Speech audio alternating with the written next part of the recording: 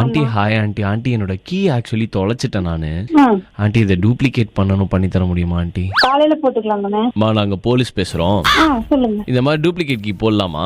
இல்லங்க, வண்டி வண்டி என்ன வண்டி என்ன அப்படிலாம் பண்ண மாட்டாங்கண்ணா. அண்ணாவா? Call me sir. ஓகேங்க sir. Yes sir. Okay sir. குழந்தை பிறந்திருக்கு எங்க பாப்பாக்கு.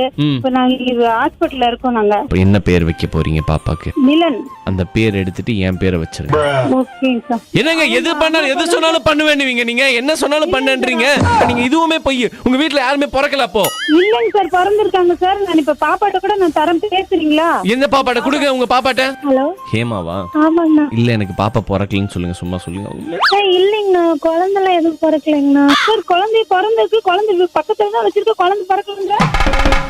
ஒரு சாவியை தொலைச்சிட்டேன், இன்னொரு சாவி டூப்ளிகேட் போட்டு தரேன்றீங்களே. நாளைக்கு என் பையனை நான் தொலைச்சிட்டேன், இன்னொரு பையனை டூப்ளிகேட் போட்டு கொடுப்பீங்களா?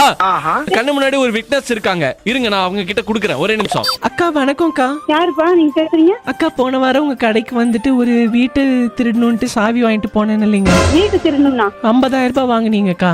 யாரு பாரு பேசுற? 50,000 ரூபாய் வாங்கண்ணா. இப்படி பேசாதீங்க. மன்னிப்பு சொல்லுங்க. இனிமேட்டு இந்த மாதிரி பண்ண மாட்டேன்னு சொல்லிடுங்க. பண்ணவே இல்லன்ற எதுக்கு நான் மன்னிப்பு கேக்குறேன்னு எனக்கு தெரியலையே. இனிமே சாவி போட மாட்டேன். இனிமே சாவி போட மாட்டாங்க. இனிமே திருடவே மாட்டேன். இனிமே திருட மாட்டேன்ப்பா. அது வீடா இருந்தாலும் வண்டியா இருந்தாலும் நியாயமா நடப்பேன். எதா இருந்தாலும் நியாயமா நடப்பேங்க சார். நியாயமா நடந்துக்கோங்க. உங்க பொண்ணு தான் உங்களை பிராங்க் பண்ண சொன்னாங்க. நான் ஆர்ஜே தீபக் பேசுறேன். ஒரு அளவுக்கு தான் ப்ரோ எல்லாமே.